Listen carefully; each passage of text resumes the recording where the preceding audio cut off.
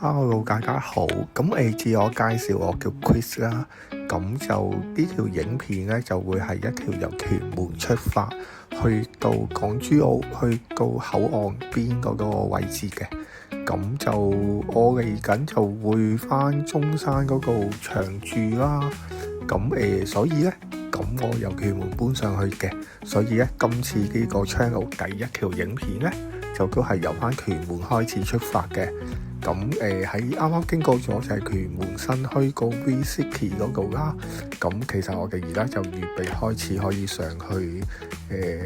權赤隧道嗰條公路嗰度噶啦。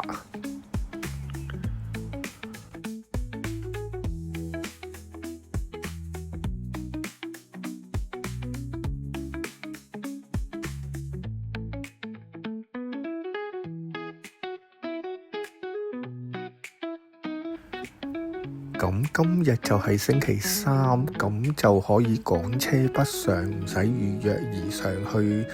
珠海或者澳門啦。我今次個目的地其實就喺珠海嘅，咁主要都係返去珠海嗰度可能去行下，或者去下山姆啊，其他地方買嘢嘅啫。咁就仲未開始搬返去國內居住嘅。因為住得近。喺屯門上去，其實經過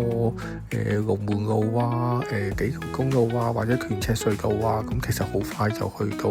東涌港珠澳大橋個口岸嗰度噶啦。而家呢度啱啱就喺屯門啦，過埋個迴旋處，其實就已經可以入到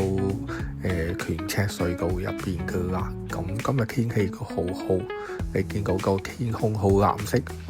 其實陣間喺嗰個港珠澳嗰度咧冇乜車噶，加埋一個咁靚嘅天空咧，其實個畫面會好靚好靚嘅。希望大家可以再留心睇多一陣先，陣間就可以入到去港珠澳嗰度俾你睇到咁壯闊嘅畫面。不過都有少少要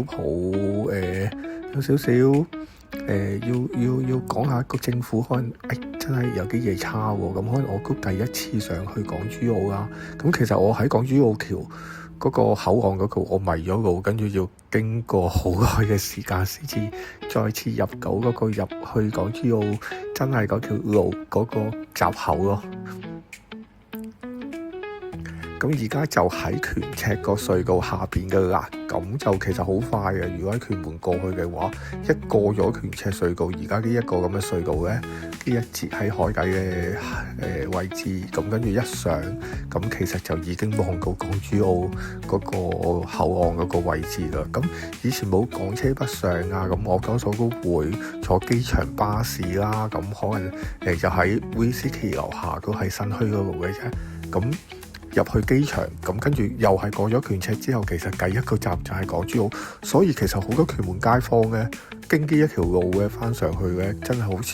似講食生菜啊，甚至乎咧講笑咁講啊，屯門公路如果你翻工時間塞車咧，咁樣喺權赤上翻去珠海，可能隨時仲快過嘅喺屯門公路咯。好啦，呢個就係我哋去個港珠澳嗰度咧，就係我哋見嗰個牌嗰度寫住落客區。其實我哋未轉一次入去嗰個入閘嗰個位。但係我哋一兜咗上去嗰個落客區之後咧，其實原來發現唔係即刻已經有路可以落翻去下邊嗰個收費個閘口㗎。而家咧其實咧又要再兜翻出去東涌，再喺東涌嗰度再轉翻入去。其實都花咗我哋都10幾分鐘左右嘅時間咯。明明就近在咫尺嘅，只不過真係有好多路牌嘅嘢好似好唔清晰，指示唔係好清楚，或者真係第一次循呢個私家車方向入去，所以覺得真係有啲迷咗路，或者遲咗轉入適當嘅道路嗰個位置咯。你見而家我哋個畫面就真係要行翻出去東涌，我哋先至可以再轉翻入去港珠澳個口岸嗰個收費站嗰度咯。都希望當局加強多少少啦，或者喺地下已經一早有個指示話俾人哋知，去珠海方向、澳門方向咁樣咯。如果咪真係一錯過咗，好似啱啱有個牌咁入屯門咁嘅。如果你轉錯咗個彎或者唔記得咗轉，咁其實就大件事㗎，佢就真係又要喺屯門兜翻一次入去㗎。咁而家呢條片已經加快咗好多倍嘅速度啊！其實都仲喺東涌啊、K11 Sky 啊，咁跟住喺度轉嚟轉去，跟住轉咗好大個圈，跟住先至可以再轉翻入去港珠澳嗰個收費站嗰度啦。咁其實而家都差唔多可以去個港珠澳個收費站噶啦。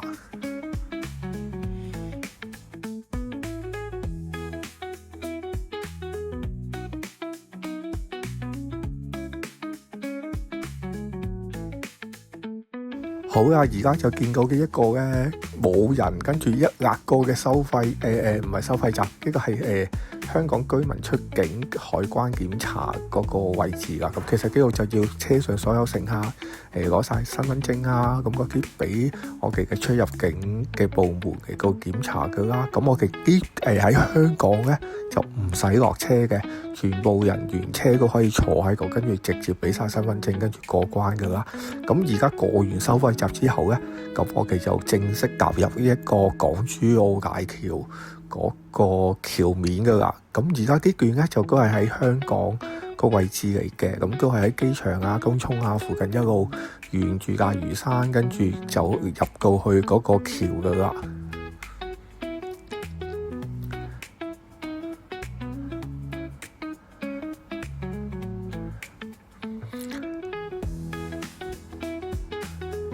咁而家喺右邊嗰度咧就係機場啦。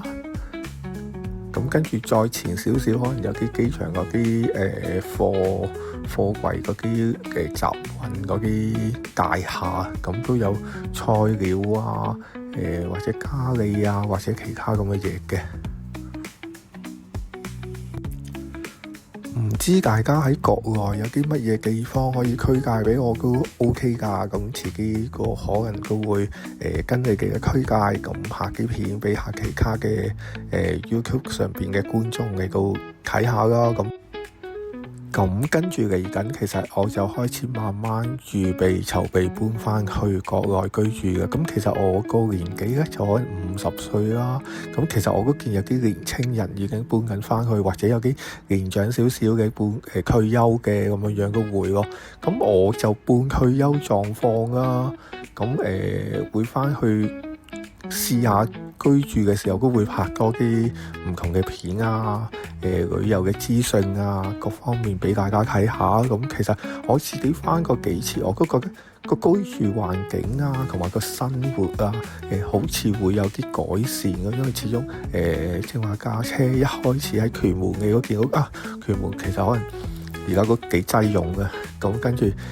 啲樓宇啊，咁各方面都有少少唔係咁住得咁開心啊。咁工作上邊咁可能就我試下會揾啲 freelance 嘅嘢，咁跟住就喺國內一路住，跟住就可能有少少收入啊嚟到彌補一下咁咯。咁我叫做可能真係半退休嘅狀況，咁所以變咗我可以多啲時間去做多啲唔同嘅影片啊，俾人哋望，俾大家可以睇到啦。咁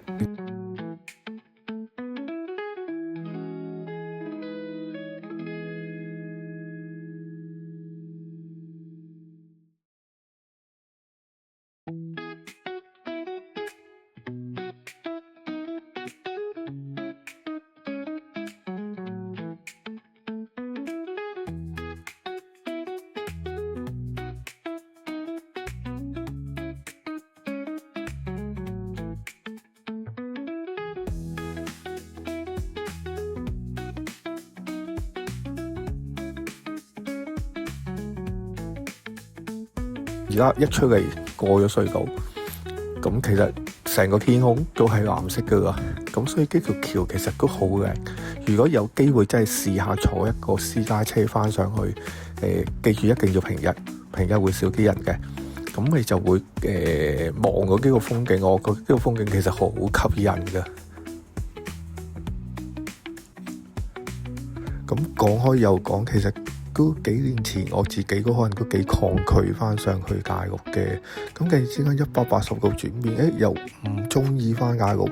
變咗而家開始去探索一下嘅一個新嘅可能性咯，即係話我連居住我都已經要搬埋上去。咁其實因為香港我自己越嚟越發覺，哇，個生活成本真係越嚟越貴。咁我可能好彩咁我自己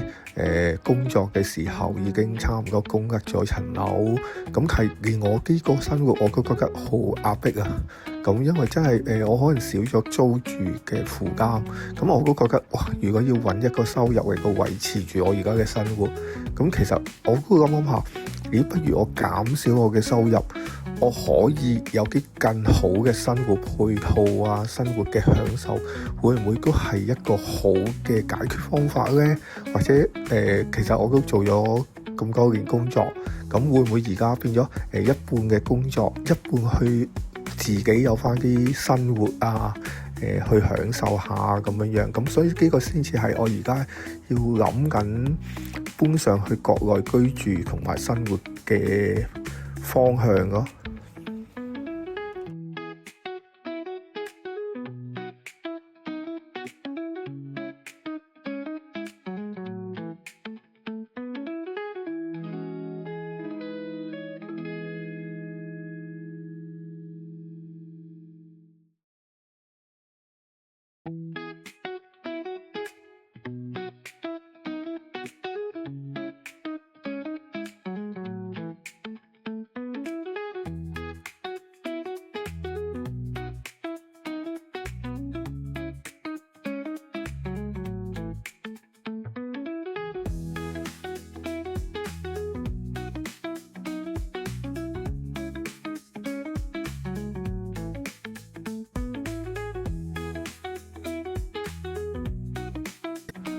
咁其實好快就已經經過條橋望到機樓，其實已經我哋而家去到呢個人工收費。咁其實初咗嘅喺機個啲指示又係有啲差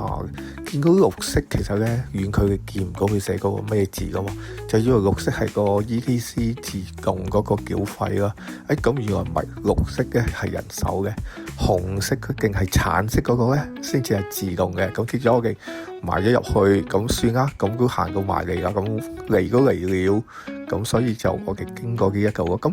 過完之後咧，其實咧就去到你見到有個建築物嗰度咧，就係個口岸嗰個大堂咯。咁但係咧，如果我哋咧趕車北上咧，司機咧就要揸翻架車過去啦。所有乘客其實要落車噶喎，跟住喺條電梯嗰度上翻去上高，再過一個出入境關嗰個國內嗰個出境入境嗰個啊，咁你先至咧再去翻咧下邊條馬路度去揾翻你架車嘅。咁因為我而家落咗去上完去嗰個出入境大堂唔方便拍片嘅，咁所以其實就可能純粹就係而家話定俾你哋知啊。如果你有機會趕車北上嘅時候，乘客就要喺呢個位，你就要落車嘅。